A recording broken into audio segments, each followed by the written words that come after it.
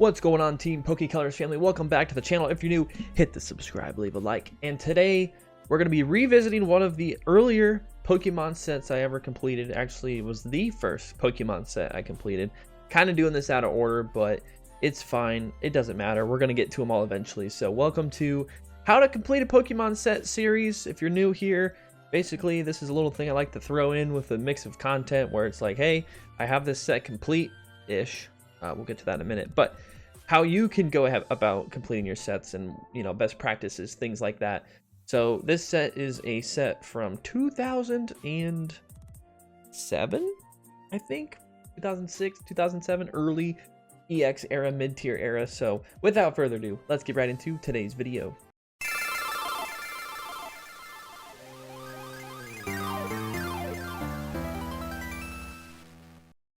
So for the sake of today's video, I'm going to turn off the webcam, make sure I actually turn it off this time. So yeah, this is my binder for my older sets. We're gonna, let me grab this here. We're gonna look through this a little bit. So let me get to this guy open. This is a work in progress set. So once I complete this set, which is EXT Magma versus Aqua, then we'll have a video about it, but I'm still missing some cards.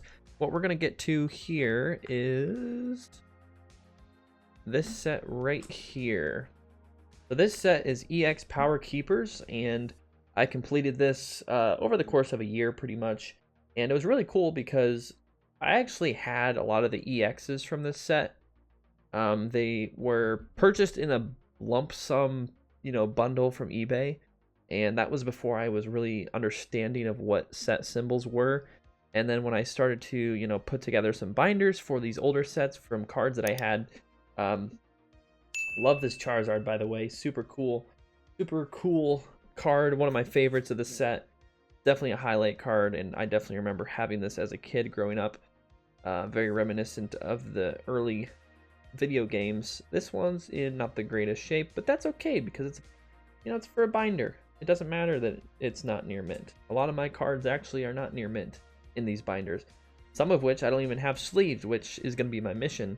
One of these days is go back through and sleeve all these, because, you know, I'm like thinking back in those days, I'm like, hey, it's in a sleeve and a binder, it doesn't need to be sleeved twice. But honestly, that's not good thinking and good practice, especially for these older sets, because, you know, they're older and they could scratch a lot easier, and, you know, they're only going to get worse in damage. Like, they're not going to get any better, especially that Charizard. So either way, yeah, once we get to the end here, I'll show you the EXs. Really cool, one of my favorite sets. And I started with this one because I remembered a lot of these artworks from my childhood. Cacturne is one I remember vividly. Pichu up here, you know, just familiar artworks. That's a great place to start, because then you have more of a passion behind wanting to complete the set. And, you know, this was, again, one of the first sets I completed coming back into the hobby back in 2019. So I didn't really know, you know, what to collect at that point. I was like, I'm just going to get the cards back that I used to have. I had a huge collection that I sold off before I went to college in 2018. And then a little over a year later, I come back to the hobby and I'm like, hey, these cards I used to have, I need to get them back. I miss them. And I'm still doing that somewhat over time, acquiring cards that I used to have from my childhood collection. This Poochyena, for example, is a very, very memorable artwork for me, because I remember I had, you know, have that multiples at least growing up. So there will be cards like that I might point out with these older sets, because EX Dragon Frontiers is another set that I don't have complete yet, but I have a lot of memories of artworks from that set.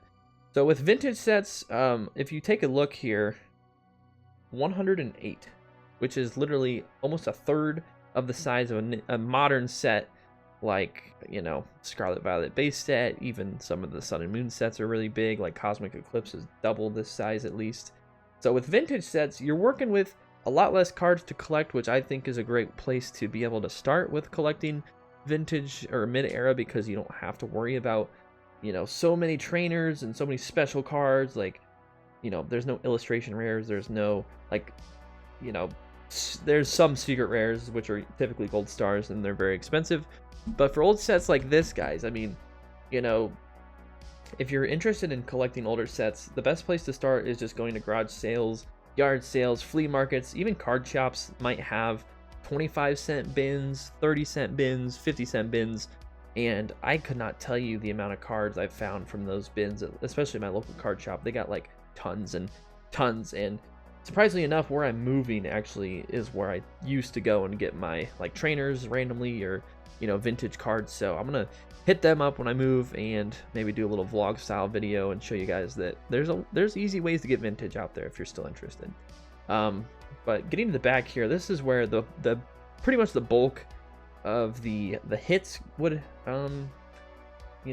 where the hits would be, since this is one of the earlier sets in the, or actually I don't even know why they did this, but they have this set in particular has its own energies, which is super cool, and collecting these was fun over time. These spots you might notice are empty. That's because we're expecting to put a Vaporeon, Jolteon, and Flareon Gold Star up here whenever I acquire those and actually complete the set. But since those are super out of budget and most likely will be for a long time, we're just leaving it as is. These EXs aren't in the greatest shape either. Like, it's going to be hard for you to maybe find ones that are in great condition, but like this one has some creasing, some damage. But at the end of the day, dude, it's a binder card. It's not going to be going the PSA, trying to hit the PSA 10 pop. It might not even grade a 5. So if it's going for a completed set for a binder, there's nothing wrong with having a few dinks or edge wear going on. And that's what I'm all about here, guys, because like, this Flygon, let's take a look at it. It's got a huge swirl, super cool. Conditions obviously not the greatest, but not the worst. So, well, actually, never mind. It's got a crease. So it's technically damaged. That'll probably grade a PSA 5, maybe a 4. But to buy this card near mint, you're looking at double, triple, sometimes quadruple the value of a damaged card. So, if you're going for completed sets, you don't care about the conditions overall of your cards, then it's a lot more fun and affordable to get the physical card itself than worry so much about the condition. But this is EX Power Keepers. Again, if you have a Gold Star Vaporeon, Flareon, Jolteon, hit me up. I'd love to trade. I've got a lot of trade stuff, a lot of trade value, and I'm a sucker for Gold Stars and vintage EXs and things of the nature. So, definitely hit me up. And also let me know in the comments of this video what kind of set you want to see next. I have a few modern sets left to go over, some vintage sets to go over, and a mid-era set, Heart Gold, Soul Silver era set that I have complete, and that set is actually complete.